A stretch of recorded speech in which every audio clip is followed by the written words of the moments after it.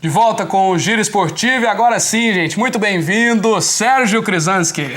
É um prazer estar aqui na TV Plan, um convite seu.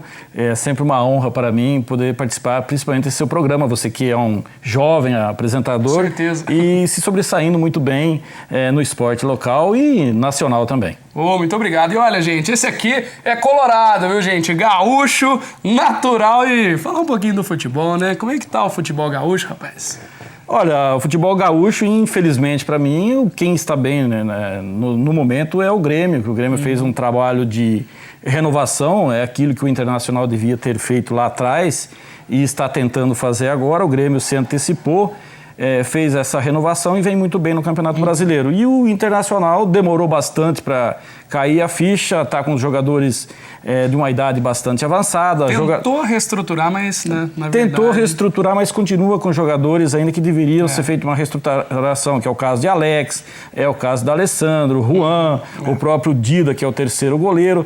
Então fica difícil para que um técnico jovem, como é o Argel, e o próprio técnico anterior que estava lá, o uruguaio, fazerem um trabalho, porque esses jogadores eles procuram comandar a equipe. Então fica difícil. Eles são mais do que capitães, né? Eles são os que comandam de fato. O que querem, né? Exatamente, é os que derrubam os técnicos. E o Internacional, a princípio, tem um bom elenco, mas esse elenco não deu resultado. Você vê, teve muitos casos de indisciplina, que foi o caso do Fabrício no início da temporada, onde pisou em cima da camisa do Internacional. Você vê, ele veio para o Cruzeiro agora, a prova que o problema não é lá no Internacional, ele já foi expulso nessa última rodada, ele é bastante desorientado, mas isso fez com que o Internacional também deveria ter percebido isso lá atrás, antes de contratar esse jogador. O próprio Jorge Henrique também não é um jogador lá tão bem disciplinado, agora foi mandado embora, está no Vasco, foi para o Vasco, mas eu acredito que o Internacional ainda, para essa temporada, possa fazer um trabalho de não cair para a segunda divisão, mas tentar uma Sul-Americana, uma Copa do Brasil, algo desse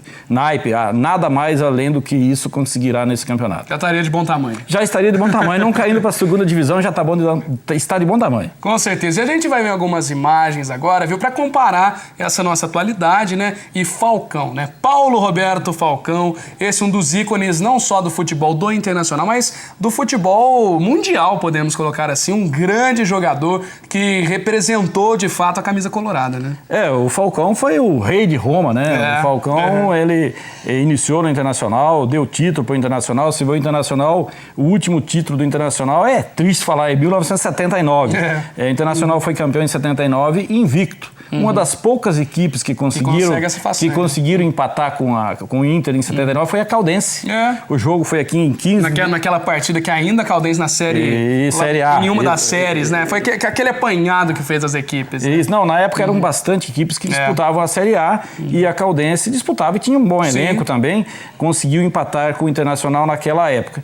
E Falcão dá saudades, eu acho que não dá saudades apenas para os torcedores do Internacional, dá saudades para o futebol mundial, porque dificilmente nós veremos um jogador que joga com A5, um jogador clássico que sabe passar a bola, que sabe fazer lançamento, e isso nós hoje não conseguimos ver no futebol moderno. E mais uma vez a questão do amor pela camisa também, né? Indiscutível isso. Indiscutível, hoje mudou muito. Hoje, para começo de conversa, os melhores jogadores não são do clube, são de empresários. Então, cada momento, você vê o Internacional, eu vou te dar um exemplo bem recente, contratou o Arangues, um bom jogador que jogava bem no meio de campo, mas logo em seguida já teve que se desfazer, porque os empresários quiseram fazer dinheiro. O passe não é do clube, então fica difícil para as equipes montarem jogadores que vistam a camisa como era antigamente. Antigamente tinha esse amor. A gente põe como exemplo o Marcos, por exemplo, né? O goleiro até mais recente esse, né? A questão, gosto de falar assim porque preferiu ficar na Série B do que ir pro Arsenal, ia ganhar no mês que ele ganharia no ano inteiro. E assim mesmo a gente não tem mais no futebol. Ficam exemplos do passado. Né? Nós temos hoje o exemplo do Jefferson, do Botafogo também. Rogério Ceni, pode-se dizer que sim. O Rogério Ceni já numa situação um pouco melhor, que ele tem a vontade dele de ser diretor do clube lá de São Paulo. Lá dentro. Ele é um São Paulino nato, já está lá há bastante tempo, já está em fase de aposentadoria. É um pouco difícil, mas é um jogador que batalha muito pelo clube e se deu muito bem no São Paulo. O São Paulo tem uma estrutura muito boa e o Rogério Ceni se encaixou desde o princípio muito bem no São Paulo. Agora, um jogador que vem se destacando no Inter também é o tal do Valdívia, hein? Conseguiu se destacar lá também. O Valdívia é um moleque bem jovem, né? 20 anos, 21 anos. Ainda não se firmou. Ele faz boas partidas, como também faz partidas fracas. Ele é muito irregular. Bastante irregular. Mas eu acredito que ainda que sendo feito um trabalho lá na base, onde que tem aquelas pessoas que possam dar uma orientação a ele, para que ele não se perca no meio do caminho, eu acredito que ele possa ainda galgar grandes coisas para o futebol. Não é lá não é um craque. Não é um craque, como hoje nós vivemos. O futebol brasileiro vive num momento, acredito. Eu sou um amante do futebol, é difícil nós lembrarmos uma fase tão ruim como está se vivendo no momento.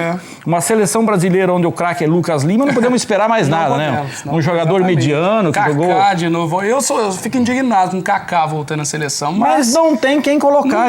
Não tem. Infelizmente, o nível está muito baixo. Por quê? O que aconteceu com o futebol brasileiro? Os jogadores vão muito jovens para a Europa, chega lá na Europa e eles nem lembram mais que são brasileiros. Você lembra para vir aqui comer um churrasco, uma feijoada. Se for preciso, ainda se naturalizam naquele país para poder ser mais reconhecido. Então, isso fez com que a seleção brasileira ela passasse por um momento muito difícil. O Dunga vai ter muito trabalho para poder consertar essa nossa seleção. Mas vamos falar também de títulos, né? O Internacional que, como a gente até estava brincando aqui, falou, ele é colorado, né? Gaúcho tem que puxar pro lado, né? É um time que ganhou muitos títulos mesmo, né, Sérgio? Claro. Eu acho que o Internacional é uma das equipes brasileiras que se deu muito bem, como é o caso de São Paulo, Flamengo, Cruzeiro, infelizmente o Corinthians também, né?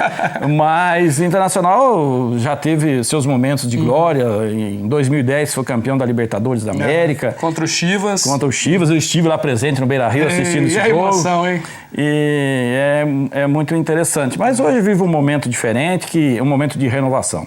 Tá certo. E justamente, né, na Libertadores em 2010, o que você acha que precisaria filtrar um pouquinho disso, pegar para a atualidade? O que você acha que tinha lá que hoje está faltando? Exatamente, eu ia encaixar aqueles jogadores. Eu acredito que, por exemplo, o elenco. O Internacional hoje tem muitos jogadores que jogam pela esquerda. Todos vão para a esquerda. Se você colocar no mesmo jogo o Alex e o D'Alessandro, você já está matando o time, porque os dois jogam pelo mesmo lado. E aí aquilo, né? Muito cacique para um time só. Tem que ter um. Tem que ter um para pastorear o negócio. Mas você tem um líder que é o D'Alessandro que já está ultrapassado. Já chegou o momento de aparecer algum outro jogador. E no momento lá da Libertadores, os jogadores mais jovens, eles não conseguiram acertar naquele momento, principalmente no jogo contra o Atlético Mineiro. O Internacional foi bem e jogou muito, merecia vencer, mas no jogo contra o Tigres, o Internacional não mereceu vencer em momento nenhum. Acho que tremeu lá no México, por isso que venceu por 2-1, perdeu por 3-1. Eu achei que fosse pelo menos pênalti, mas não conseguiu isso e por isso que desclassificou. Certo, e a gente pode ver imagens agora também do Mundial, né, de 2010. Esse aí foi espetacular, virou chacota, tem que ver a parte boa, a parte ruim também, contra o Mazembe, o goleirão que já deu aquela zoada lá também, né? Isso aí foi triste, né, cara? Foi triste, é difícil, uma lembrança ruim, mas o Internacional também tem que pensar, como todo time brasileiro que vai lá disputar, que não é mais um jogo só, você tem que disputar com os demais. Tem que ir com a cabeça pensando desde o primeiro jogo. Exatamente. Né? O povo pensa que o time brasileiro classificou para o Mundial, já tá na final, não é mais assim não, tem muito time bom lá também. Exatamente, já estão lá porque disputaram na sua região, no seu país, para que pudesse estar lá disputando o Mundial. Então eu acho que o Internacional não é desmérito nenhum ter perdido para o Mazembe. Eu acho que é mérito do Mazembe ter vencido o Internacional. Depois que ainda fica muita chacota do gremista, como é que ficou esse dia aí? Encheram o teu saco, Sérgio? Os gremistas também, eles não têm o que falar, faz tempo que não ganham nada, né? Mas é lamentável. O Internacional teve uma derrota bastante triste contra o Mazembe em 2010. Falando ainda desse... essa dancinha aí que é espetacular, né? Essa é marcante. Mas ainda, a gente estava até falando dessa Copa Libertadores Tigres Internacional, que esse é o título mais recente que foi perdido, né? Foi deixado passar. E nesse jogo também que a gente viu, eu até estava comentando, o Inter veio muito bem no começo desse ano, até parecia que conseguiria, de fato, um título da Libertadores. E contra o Tigres, chegou nessa parte final, já nos últimos segundos, que precisaria do empate ali, ali, ou segurar ainda um placar, não conseguiu, né? 3-1 pro Tigres, placar final. Eu penso da seguinte forma, eu acho que o Diego Aguirre chegou muito bem no Internacional, que é o técnico uruguaio. Mas ele pecou quando ele começou a colocar o jogador numa partida, deixar uma de fora, fazer esse rodízio de jogadores. Eu acho que o jogador tem que jogar bola, ele ganha pra isso. Se chegar lá e começar a fazer essas mudanças todo jogo, não tem conjunto, não pega ritmo, né? Não pega ritmo de jogo. Eu acho que foi isso que fez com que o Diego Aguirre perdesse essa classificação contra o Tigres lá no México. Tá certo. E só pra gente concluir aqui agora, a última partida que o Internacional jogou na nossa atualidade, né, no Campeonato Brasileiro. O Inter que ainda tá lutando, né, ali no Brasileiro, como até você disse que precisa lutar para continuar ali na Série A.